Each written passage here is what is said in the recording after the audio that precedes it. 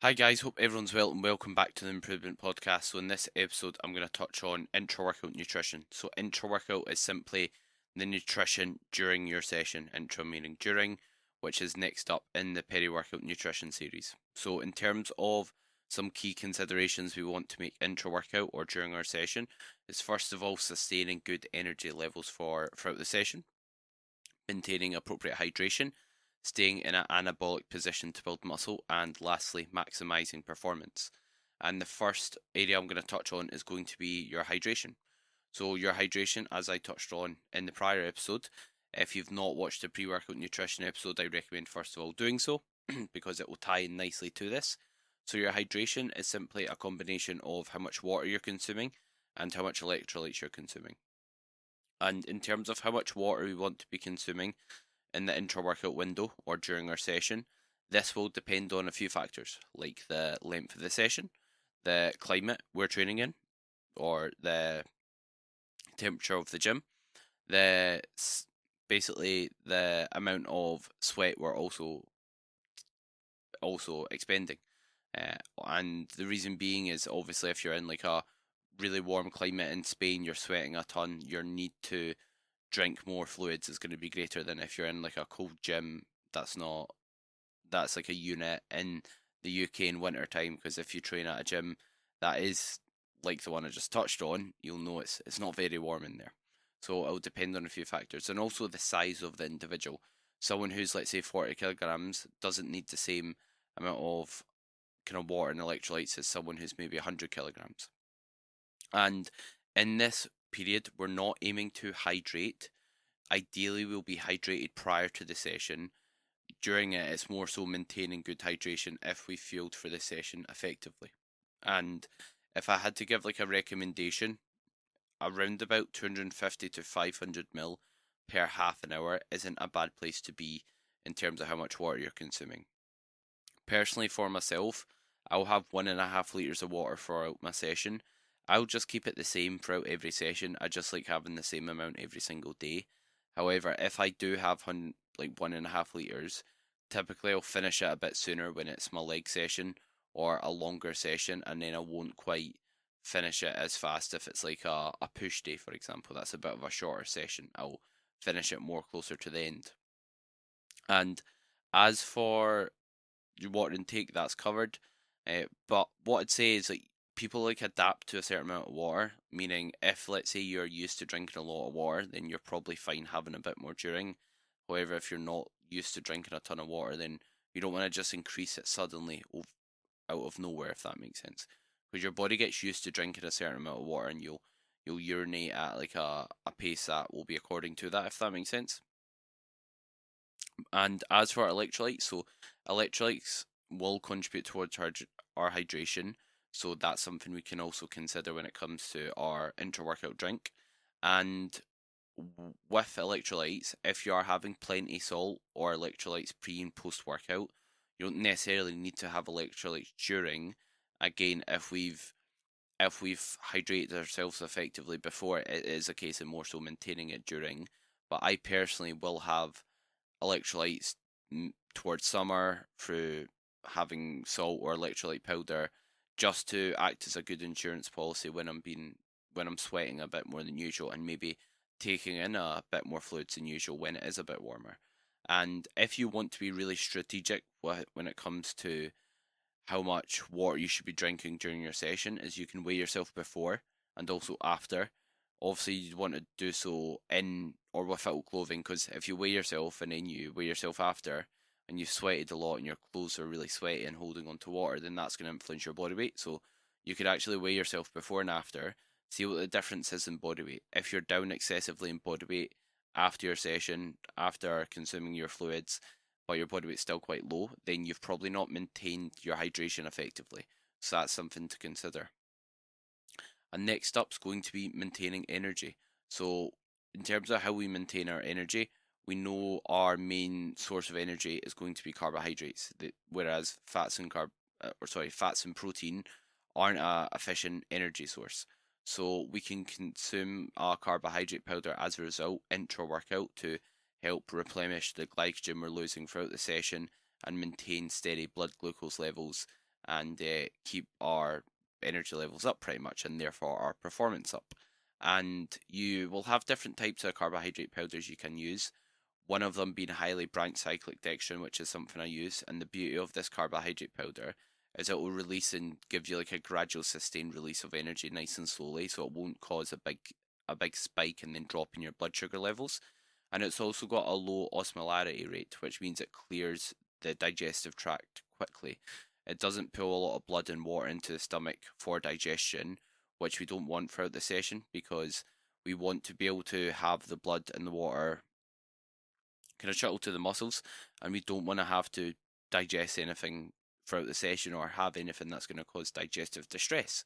And in terms of when I'd recommend using a carbohydrate powder, I'll use it year round when I'm dieting or when I'm gaining, because again it helps me sustain good performance levels, especially when I'm in a dieting phase and my food's lower.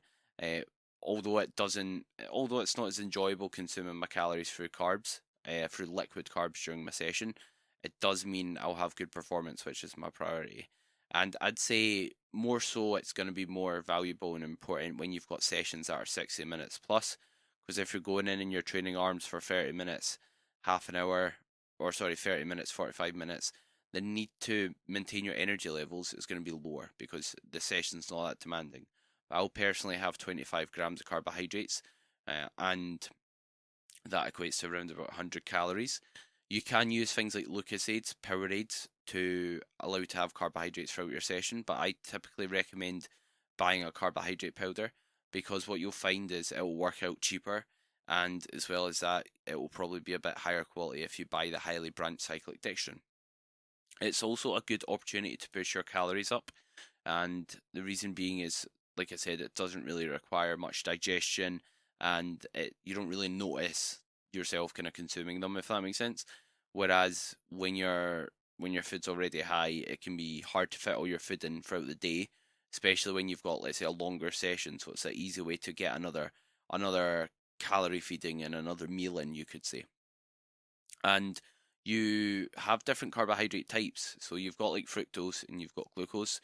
It's shown that when we mix the two together, you'll replenish your glycogen stores at a faster rate. So some intra-workout powders will contain both, like Sustain by Trained by JP, which is a really good brand if you're looking for any supplements. Not sponsored by them, but I absolutely wish I was. JP, if you're listening to this, which he definitely won't be, please sponsor me. And yeah, so you can get a carbohydrate powder that mixes both, but that's really getting into the weeds. That's really majoring in the minors. And not that it's wrong to major in the minors, but just make sure you've got every other variable nailed down to the T first.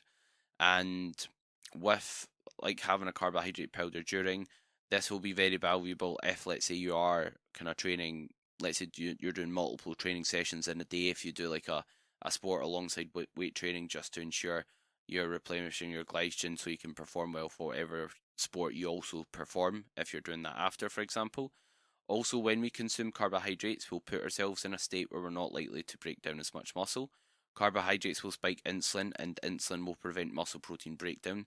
So that's basically a way to not get as much muscle damage and soreness from your session. So, in terms of what we also want to consider, as I touched on, keeping ourselves in an anabolic position, a good position to build muscle. We can do so by consuming essential amino acids or branched chain amino acids, but ideally having essential amino acids instead is a bit more optimal, you could say.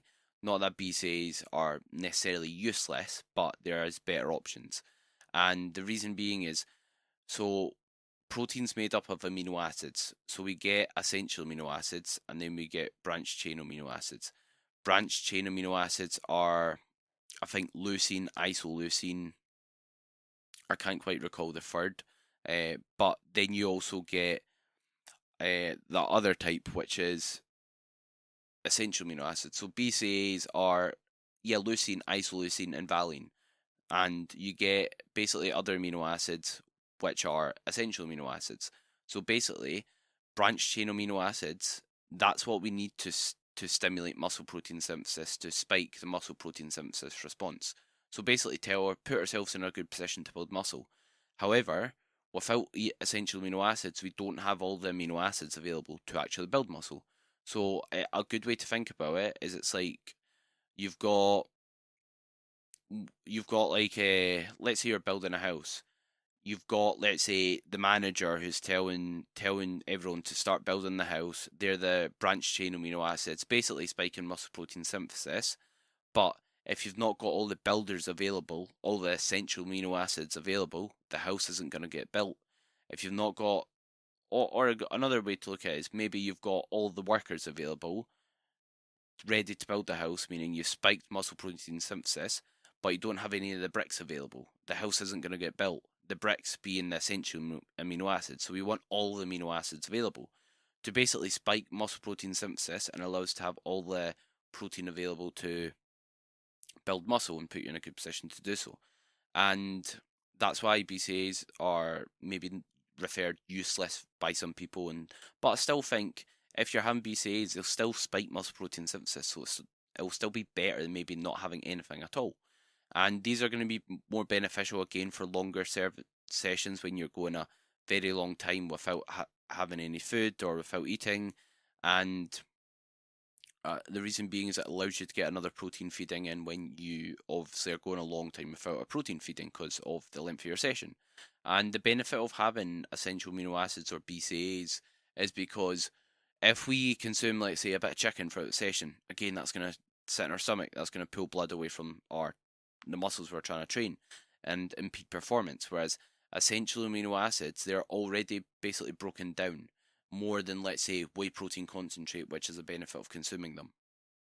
And as for if we should like eat food during our session, not really, because of what I've mentioned. It will pull blood into the stomach, it will pull water into the stomach and cause us to potentially perform poor and maybe give us digestive distress. The reason being is when we are in a fight or flight state, when we're training, when we're in that amped up state to build, when we're trying to perform well, we don't digest food very well, which is why some people can sometimes be sick during training when they're in that fight or flight state or stress state because their body's not wanting to digest food.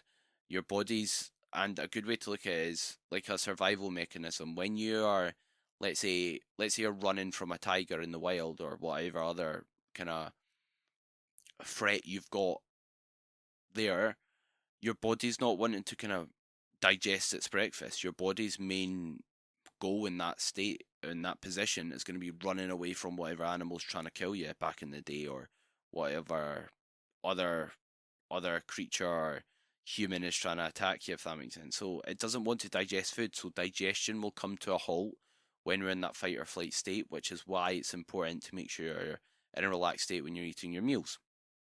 And in terms of like even things like people have like Haribos or stuff like that throughout their session, yes, that might not cause as much digestive distress, but I still think it's good practice having something that will impede digestion less. It just makes sense on paper.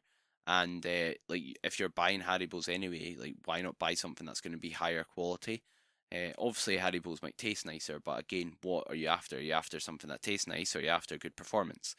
And you've got some other supplements you can consider, like things like glycerol. You've got like Pico 2. Glycerol will be a supplement that is helping in terms of like blood flow and performance and helping nutrient delivery to the target muscles. And things like Pico 2 is shown to improve power output and help, I believe, yeah, help power output and performance when taken consistently. So there are other supplements you can consider, but that's then really, really getting into the weeds. If you want to start with having like an intra-workout drink, the place I'd start would be having like a litre to a litre and a half of water, 25 grams of carbs, and having essential amino acids.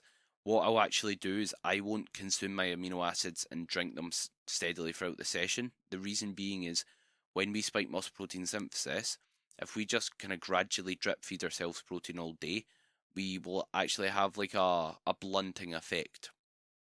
And the reason being is muscle protein synthesis needs to go back down to baseline to then be spiked again. So if we're just drip feeding ourselves protein throughout the day, we won't have as much of an anabolic response to when we then consume protein. So you want to allow 2 hours, 2.5 hours in between protein feedings, which is why I'll consume mine 2 hours after my pre-workout meal and then consume a post-workout meal after my session. And hope the video helped. Any questions or any other topics you'd like covered, let me know. If you did enjoy it, share it on your story. Any story tags are massively appreciated, and be sure to show some support on the podcast if you can through liking, subscribing, or leaving a rating or a review. It costs nothing and helps a lot boost the podcast up and gives you more incentive to create more episodes for yourselves. Hope everyone has a great rest of their day, and thank you very much for listening.